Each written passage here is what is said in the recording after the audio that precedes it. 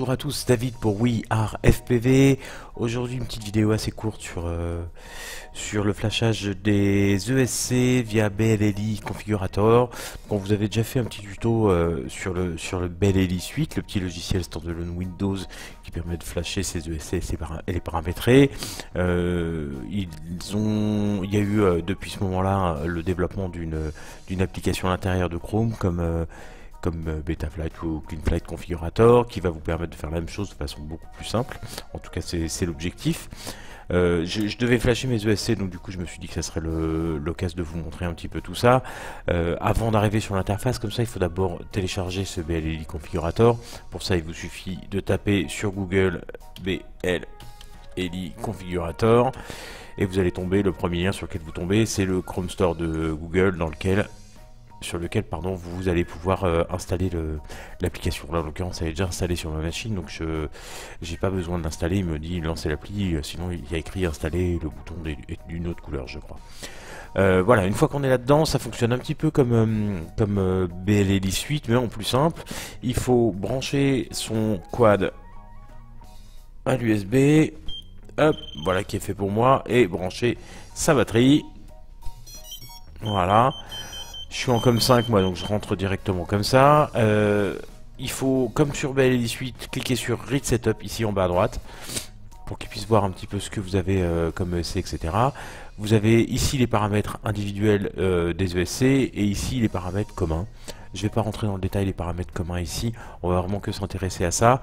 Si vous êtes en DShot sur une vieille version, il était conseillé de mettre 1000 à 2000 ici.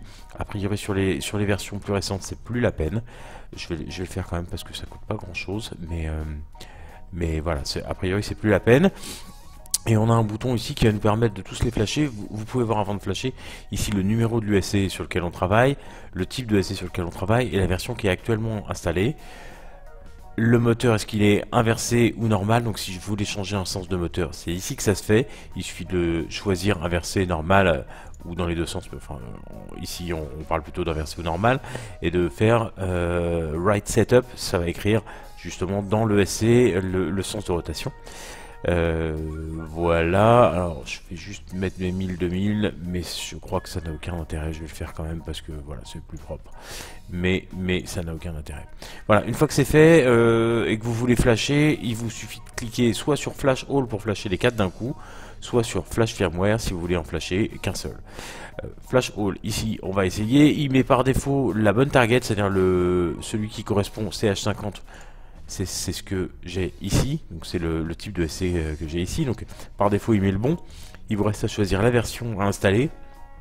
En général quand on met à jour on met la dernière version, donc pour moi ça va être la 16.6. Et une fois qu'on a choisi ces deux éléments, on a juste à faire flash, et il va aller, vous voyez, le premier il est en train de le flasher. Boum, ça prend quelques secondes.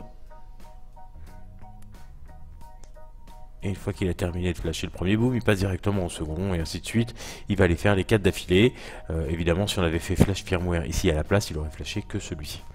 Voilà, c'est plutôt simple, plutôt efficace comme petite interface. C'est assez proche de ce qu'on a habituellement CleanFlight, Betaflight. Enfin, c'est vraiment le même type d'interface. En tout cas, vous reconnaissez le bandeau en haut, le bouton Connect, le bouton, enfin le menu déroulant pour choisir le COM en haut à l'interface de connexion, le petit bouton qui vous permet de choisir les options de l'application.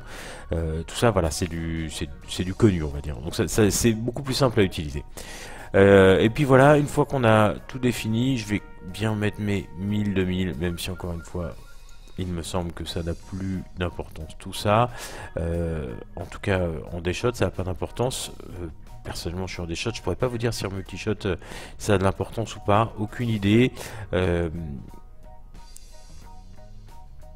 Hop, et voilà. Et donc on fait write setup pour écrire les paramètres que je viens de rentrer. Donc maintenant mes ESC sont maintenant tous entre 1000 et 2000, je viens de le mettre, on va se déconnecter, se reconnecter pour vérifier. Les reverse et inverse, c'était déjà paramétré chez moi, mais bon, voilà. Et la dernière version est bien installée, on a bien 16.6 partout.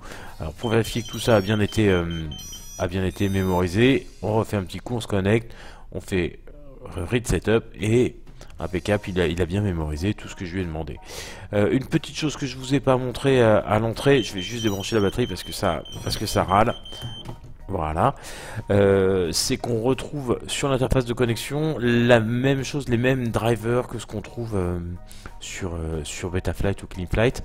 Donc on a directement les liens de téléchargement de drivers. J'aimerais bien vous faire une petite vidéo sur les drivers parce que c'est souvent quelque chose qui pose problème. On a beaucoup de questions là-dessus chez WeRFPV. Donc j'essaierai de vous en faire une, pas de promesse, mais j'essaierai de vous en faire une. Voilà pour cette petite vidéo très rapide et très simple. C'était David pour WeRFPV et on se retrouve très bientôt sur la chaîne.